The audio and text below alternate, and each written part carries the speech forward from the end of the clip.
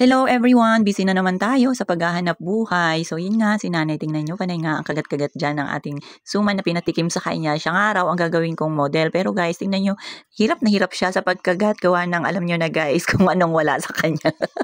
Pero sabi niya nga, talagang masarap naman din talaga. Kaya ito guys, isabi ko, mag-prepare na kami para ma-display na rin namin ito, yung aming mga paninda dito sa harapan ng aming bahay. Dahil mamaya kunti, talagang magsisipaglabasan na yung mga tao dahil nga maaga na rin. Pero ngayon guys, wala pa lang pasok, kaya ganyan. Tingnan nyo, peaceful pa. Pero mamaya, may mga magtatrabaho rin dyan dito sa kalsada dahil nga tuloy-tuloy nga lang din yung kanilang trabaho. Kaya hindi rin namin pwedeng bitawan dito si Yayam na mag-isa na naglalaro dahil nga marami pang mga kanal na naka-open. At ito nga, nagpalambing na rin pala siya kay nanay. Gising na rin pala yung aming little boy guys. At yan, wala pa rin pala yung nagtatrabaho dyan sa ating pinapagawa. At habang itong si Lula pala, siya na muna yung teachers dito sa paggagawa ng hot cake. Dahil nga sa sobrang dami ng ating mga gawain dito sa bahay, hindi ko na nga alam kung ano yung uunahin.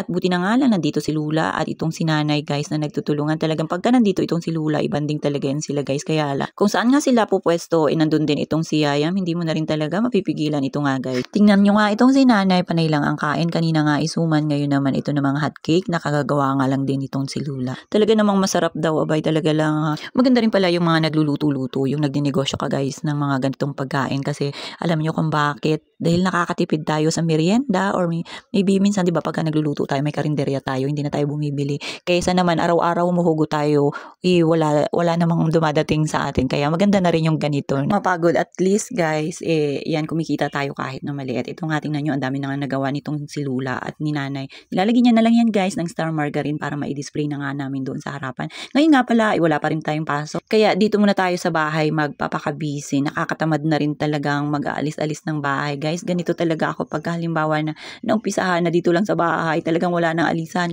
Kaya minsan pagka may pupuntahan ako, ipinagpapaliban ko na lang dahil nga minsan talagang nakakatamad nga.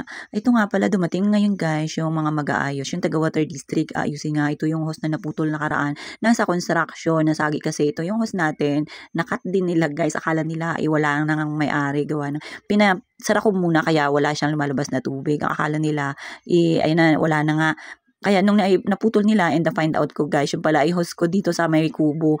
Abay, ayun, ni-request ko ulit doon sa opisina ng Water District para maipakabit nga. At yan, inayos na nga rin nila dahil nga nakat. At buti na nga lang guys, kahit nga walang pasok, itong sila kuya, inakontak ko pa rin. Talaga namang maganda rin pala na mayroon tayong mga contacts pagka oras ng kailangan natin, inapapatawag natin sila kaagad-agad. Ito nga pala guys, nagbebenta na rin pala kami dyan.